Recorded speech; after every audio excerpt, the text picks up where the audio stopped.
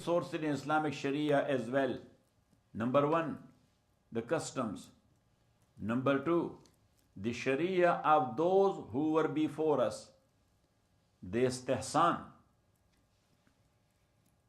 and the masalih mursala, public interest. Istishabul hal, leave the thing as is. Saddu zara'i and fathu zara'i, that close the way towards haram or open a way towards halal. And asaru sahaba, the saying or the practices of sahaba, and tatabu and istiqra, to have your own research in this regard. Now, whatsoever is for the good of state and public, and that is not going against Sharia, to adopt it, that is not only permissible, but that is recommended. Because what is the purpose of state? What is the purpose of state? To provide good to the general public. So whatsoever good is there, and that is not going against Sharia, so then you have to adopt it. And if there is a little bit mixture of evil with that good, so cut off that evil part and practice the right part. Now, the Muslims, they saw that the Romans and Faris, Persia and Roman, they both have their governmental system.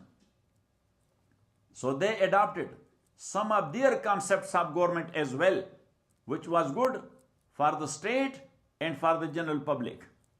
But in this regard, they were looking into three things. Number one, considering before that the basic principles of deen. Number two, the good of ummah.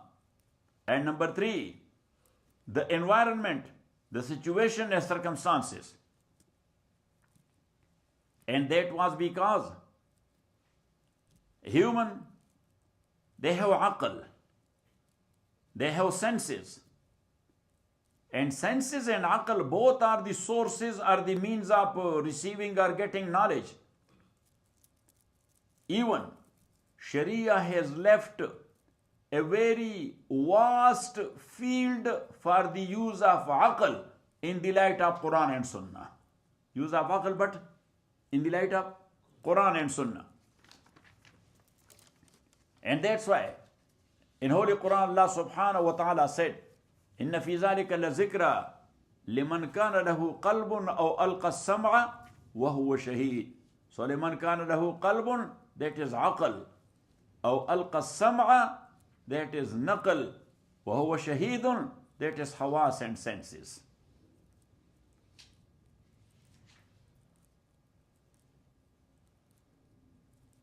And also Allah said, Inna as-sam'a wal basara wal fu'ada kullu ulaika kana anhu mas'ula.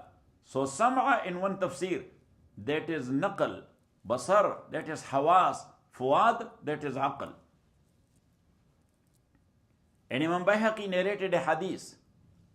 Rasulullah sallallahu alayhi wasallam says, someone, he will be praying and fasting, but he would be rewarded to the level of his aql, how much he knows that. To the level of his aql means how much he understands that. وَإِنَّمَا يُجْزَى بِقَدْرِ عَقْلِهِ. What do you say? Rasulullah sallallahu alayhi wasallam, إِنَّمَا يُجْزَى بِقَدْرِ عَقْلِهِ.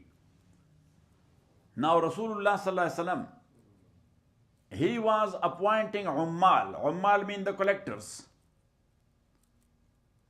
Abu Bakr kept them. Abu Ubaidah was the secretary of exchequer or Amin. Exchequer mean the treasury. He was the treasurer in the time of Rasulullah sallallahu alayhi wasallam and in the time of Abu Bakr.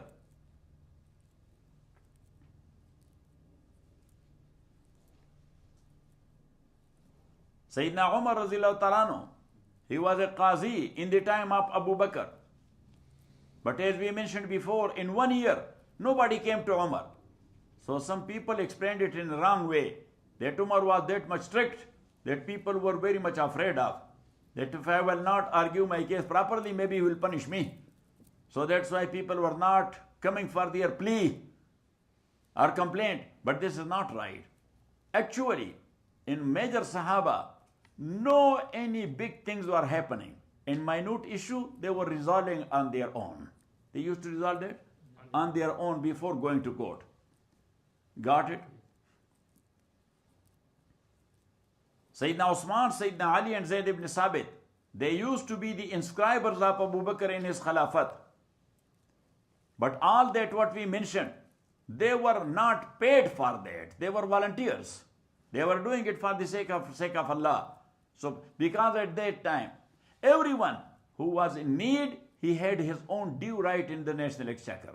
And they were paid for. They were paid.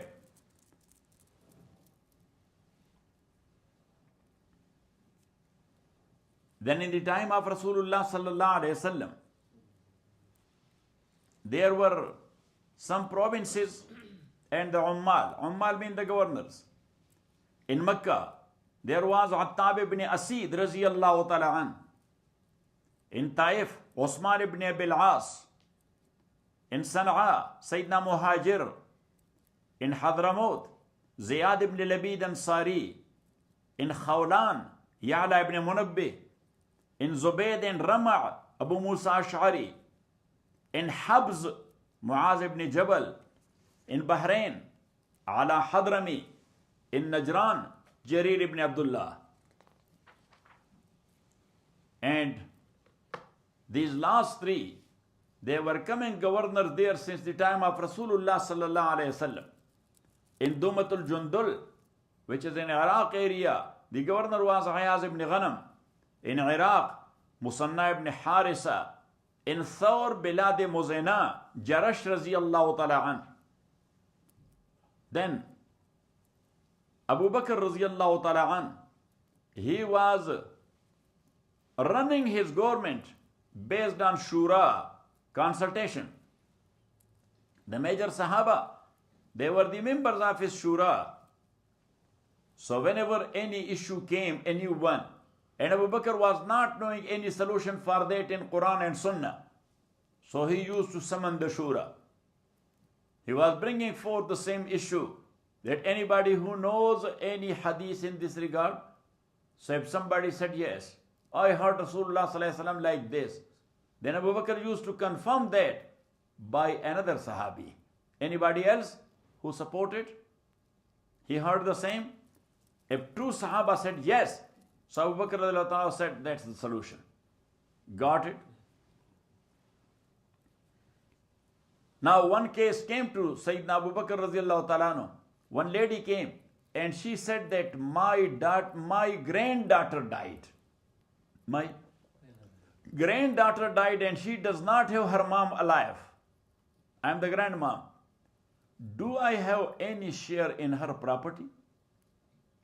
That was after Salatul Zuhr. So Sayyidina Abu Bakr, he asked Sahaba, these major Sahaba who were there in the prayer, that anybody who knows any hadith in this regard. So Mughira ibn Shu'bah raziyallahu ta'ala an, he said, yes, Rasulullah sallallahu alaihi wasallam in the absence of mom, he gave the same 1/6 of the property to the grandmom. Got it? So Abu Bakr radiallahu ta'ala said, anybody else who know that? So Muhammad ibn Maslam Ansari, he said, yes, I know that. Rasulullah sallallahu alaihi wasallam gave her 1/6 of the property, the share of the direct mom. So there is no deduction against a text. So Abu Bakr radiallahu ta'ala said, that is Sharia. Yes, because deduction or ijtihad against the nas of Quran or nas of Hadith, that is halal, that is haram. Say, that is haram. You cannot do any deduction against Quran and Sunnah. Same was the case of Sayyidina Umar raziyallahu ta'ala anhu. Like as he conquered an area of Magians. So these Magians asked Sayyidina Umar raziyallahu ta'ala anhu, they treat us the way you are treating Jews and Christians. Means you are letting them to be on their own homeland and they will pay the zimma, the tax, protection, tax. Zimma mean what? Protection tax. So treat us like this. But Sayyidina Umar, he was looking here and there. He said, anybody knows any decision of Rasulullah sallallahu alaihi wasallam in this regard? So Abdul Rahman ibn Auf radiallahu ta'ala, he said, yes. Rasulullah sallallahu alaihi wasallam says, Sunnu bihim sunnat ahlil kitab. Adopt in them the way you are doing with the Jews and Christians. So Sayyidina Umar radiallahu ta'ala an, he fixed a protection tax on them. وصلى الله تعالى على خير خلقه محمد وآله وأصحابه أجمعين برحمتك يا أرحم الراحمين.